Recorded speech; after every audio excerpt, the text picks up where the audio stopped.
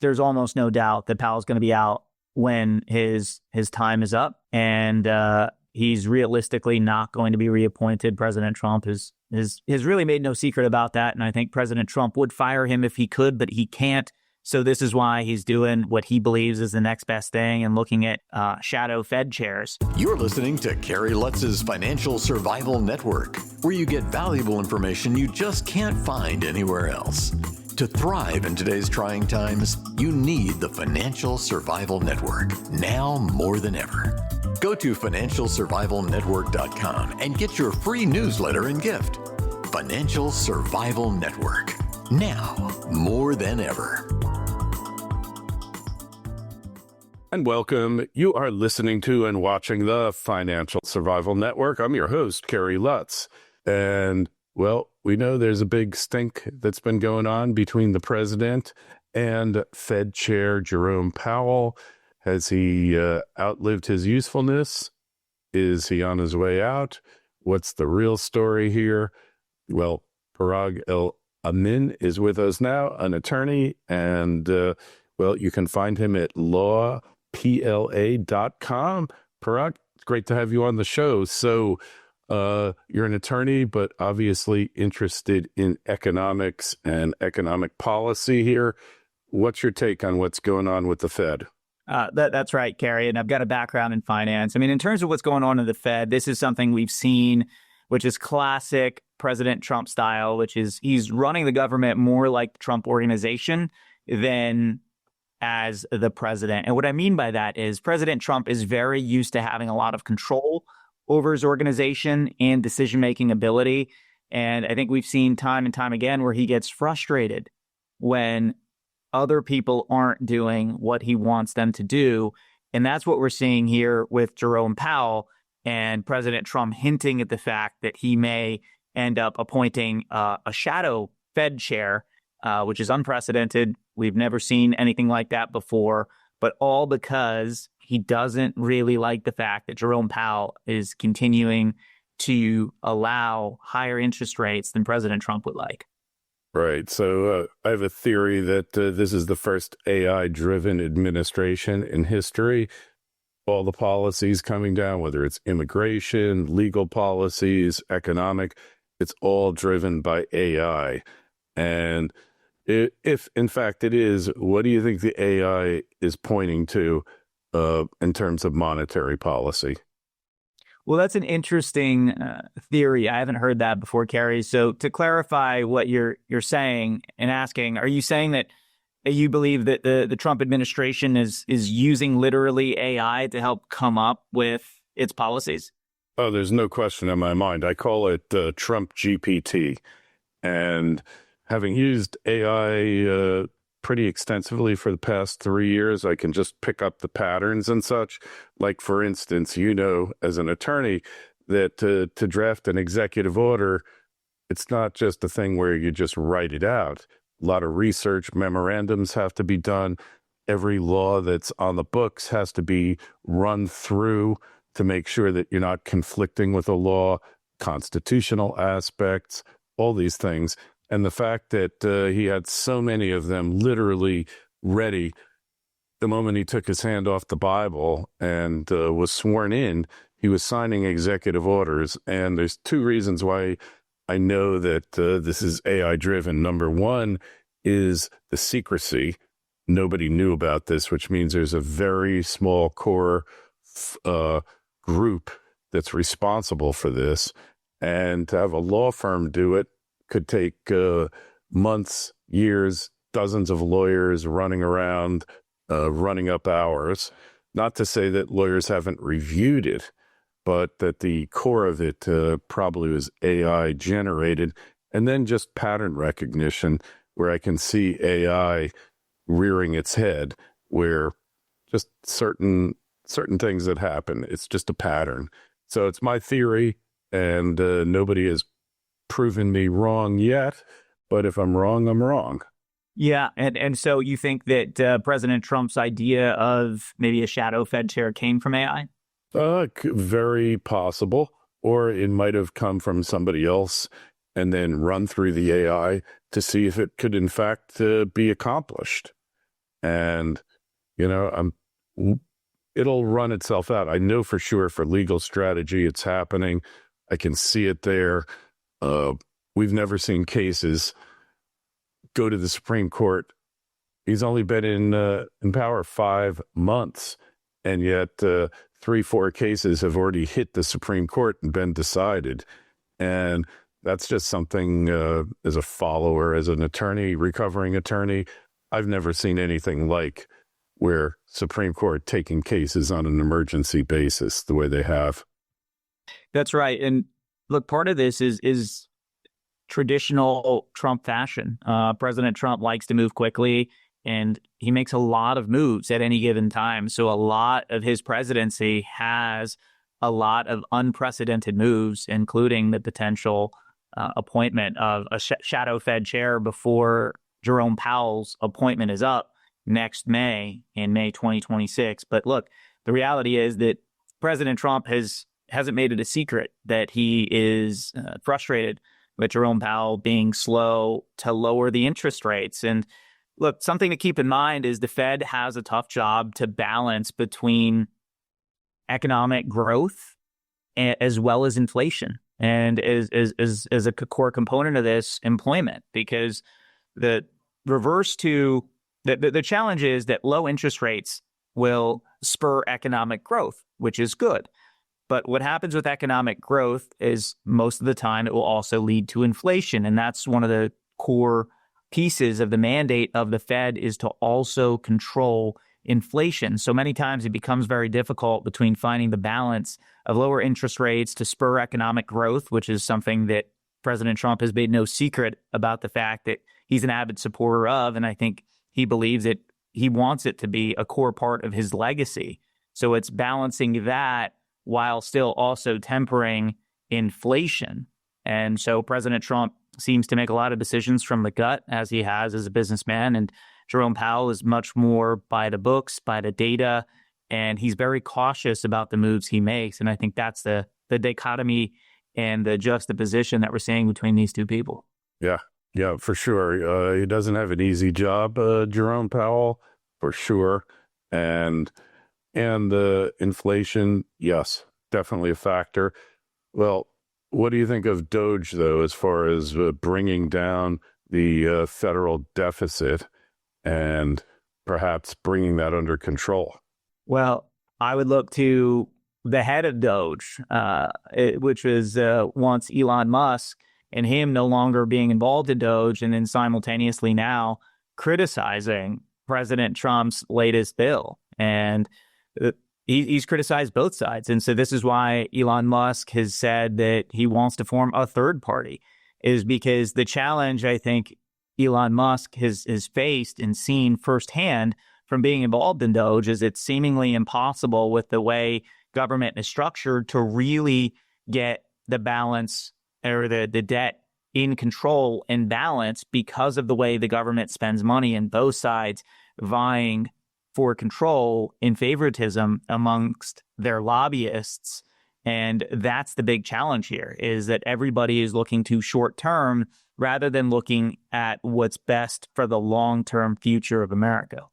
Yeah. And, interest rates, while they might be higher than 0%, where they were a couple of years ago, are probably right around where they should be on a normalized basis prior to the great financial crisis, which set off all these negative interest rates. You don't really want negative interest rates, negative real interest rates. It's unhealthy for the economy, and somebody's got to buy these treasuries, right?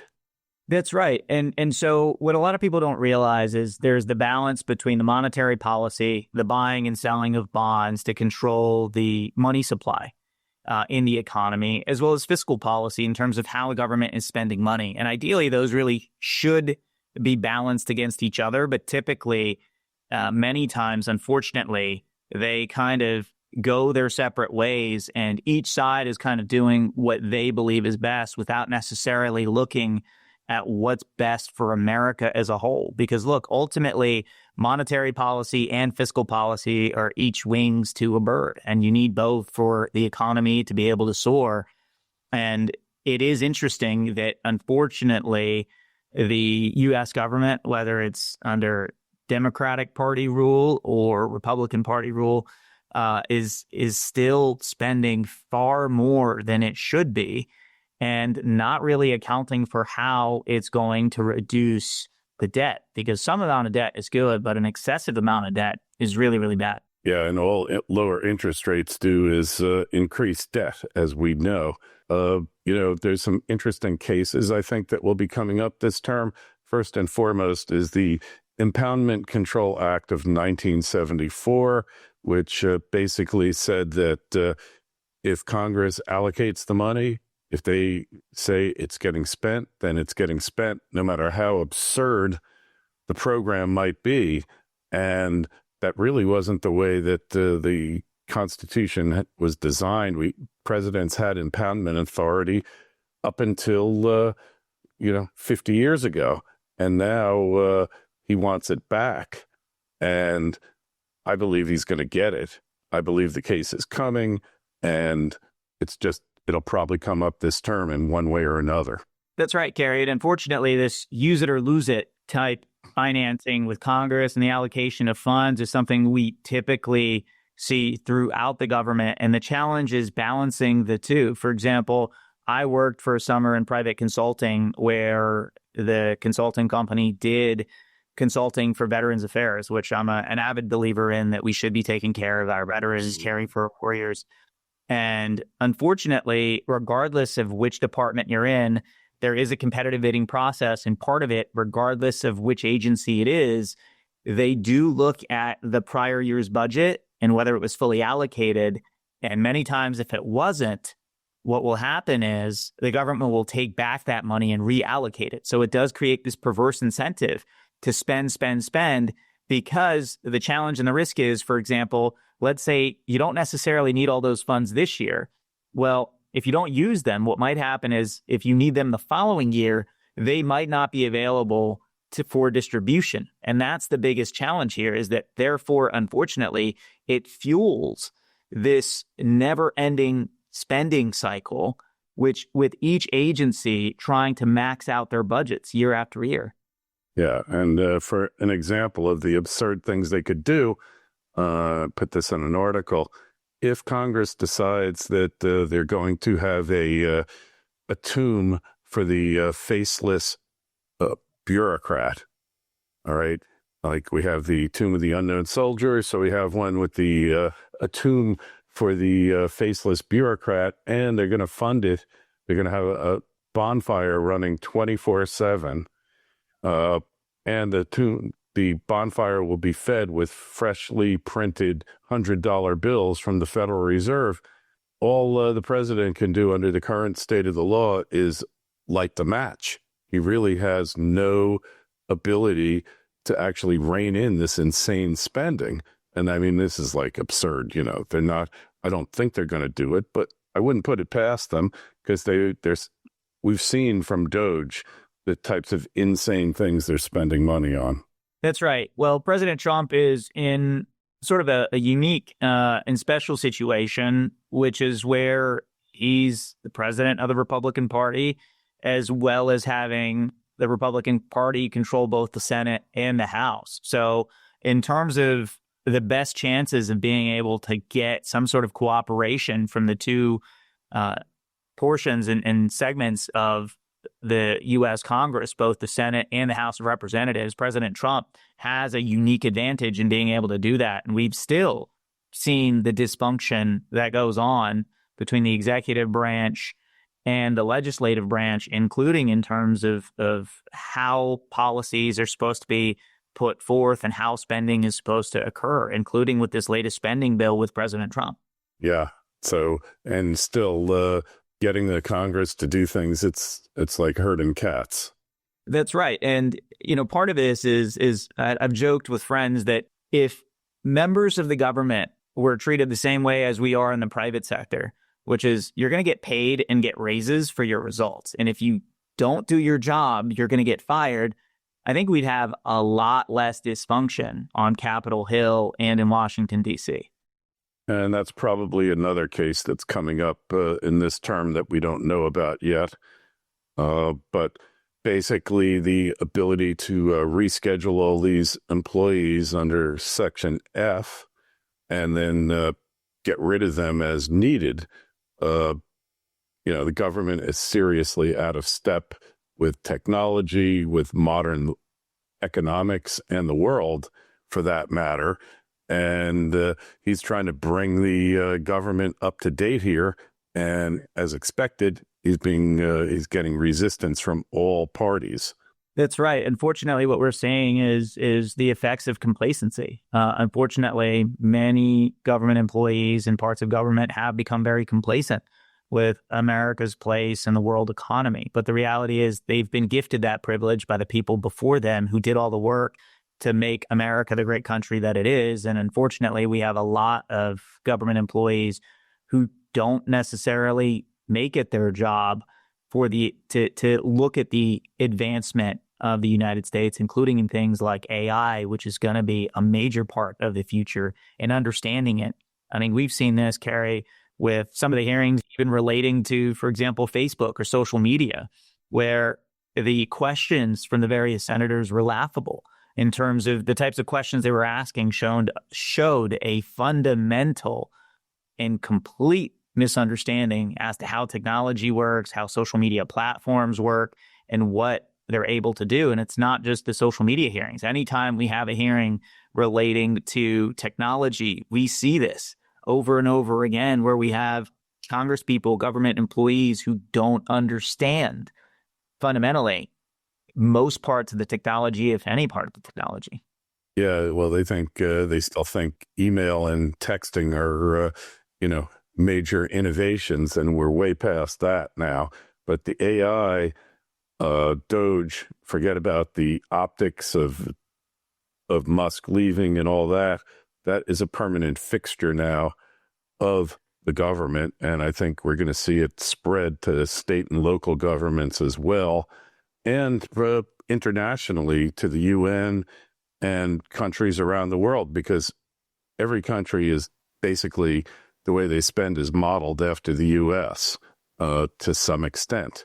They're all running deficits. They've all over-promised, and at some point they're going to have to under-deliver, and there's really no way out. The only thing that can kind of contain this is AI. Well, that's right. And unfortunately, many times government is a repeated series of under-delivery. And unfortunately, what happens is politicians then just point the fingers at each other and don't take full responsibility for what happened or try to fix it. Yeah. And so, unfortunately, it becomes a blame game.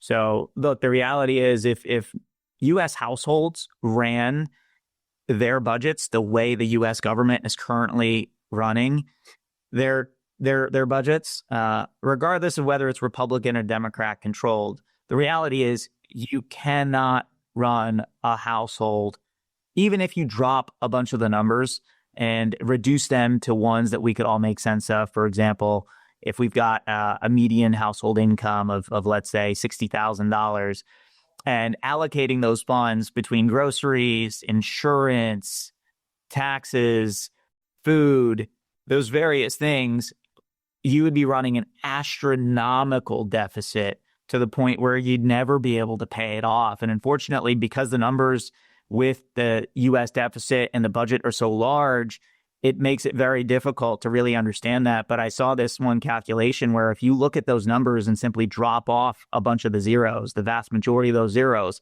and make it into numbers that somebody can actually understand and they're used to seeing, you'll see very quickly how problematic this is in terms of actually being able to pay it off. Yeah, I couldn't agree with you more. So what do you think will be the net outcome? You think Powell is out? Well, I think that there's almost no doubt that Powell's going to be out when his time is up, and he's realistically not going to be reappointed. President Trump has really made no secret about that, and I think President Trump would fire him if he could, but he can't. So this is why he's doing what he believes is the next best thing and looking at shadow Fed chairs to be able to say, here's my next Fed chair pick. All right. Well, we're going to sit back, wait, and see what happens. Just tell us again how we connect with you on the web, how we find out more about you?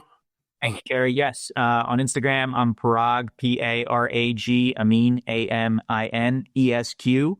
And on the web, my website is www.lawpla.com. Again, that's www.lawpla.com.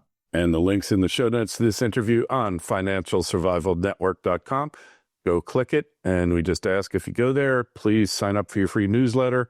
Got one coming out shortly.